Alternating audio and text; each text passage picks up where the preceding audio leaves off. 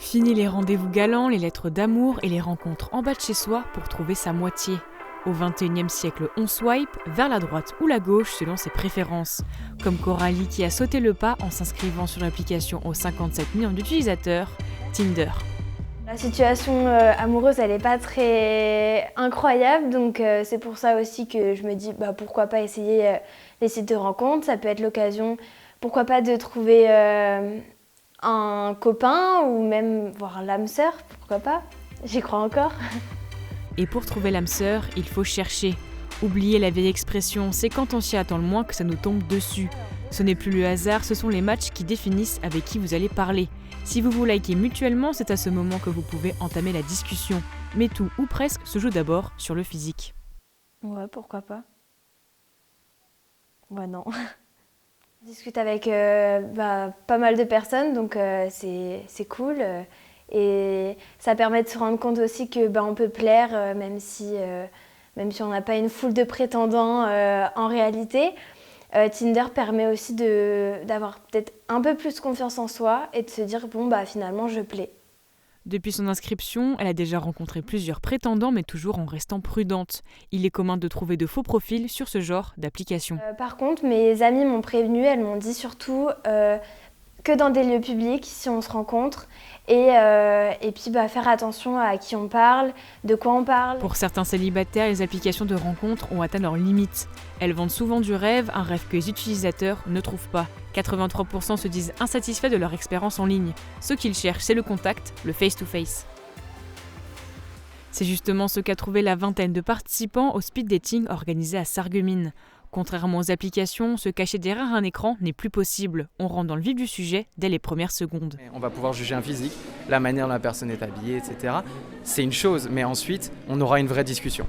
Et la discussion qu'on a en contact autour d'un verre, c'est pas la même qu'à travers un téléphone où on va réfléchir, on va demander à un copain qu'est-ce que je peux dire, comment je peux faire.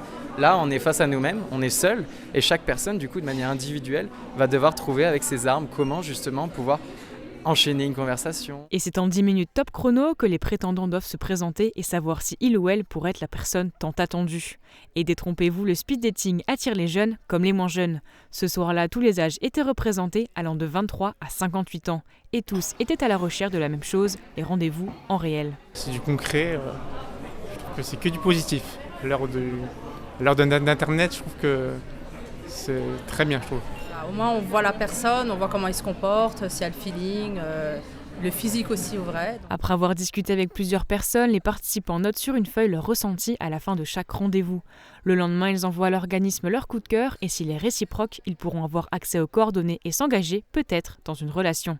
Mais la magie n'opère pas toujours. Non, il n'y a pas eu la petite étincelle que j'attendais. L'expérience du speed dating apporte le contact réel, mais parfois ce n'est pas suffisant. Cupidon n'a pas fait son travail. Les personnes à la recherche de l'amour peuvent alors se tourner vers des agences matrimoniales comme celle implantée à Sarreguemines. L'avenir de votre situation amoureuse se retrouve alors dans les mains d'une professionnelle. Sur un site ou une appli, c'est vous qui faites la recherche. Et vous y passez souvent des heures. Et puis vous allez regarder la photo et vous allez reprendre systématiquement, alors même si ça ne fonctionne pas, vous allez être attiré toujours par les mêmes profils. Là, moi, je ne sais pas qui va vous attirer. Donc je vais avoir une démarche complètement neutre et professionnelle pour sélectionner une personne qui va vous convenir différemment. Mais avant d'engager la procédure, tous les profils sont vérifiés pour s'assurer que tout le monde est bien célibataire. Suite à un entretien détaillé, Fanny met en relation 2 personnes qui pourraient potentiellement matcher. Qu'est-ce que vous attendez de moi ? J'attends que vous puissiez peut-être m'aiguiller vers le type de profil qui pourrait me correspondre. Et une fois que la machine est lancée, les cartes sont entre vos mains. Une seule rencontre peut suffire pour trouver l'amour, mais parfois ce n'est pas assez.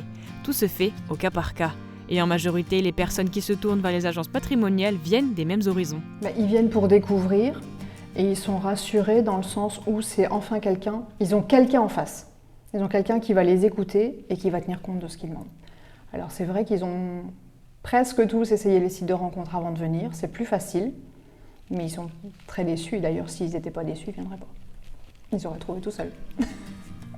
Depuis la création de l'agence, de nombreuses personnes ont trouvé l'amour avec un grand A. Certains couples se sont mariés et ont même eu des enfants ensemble.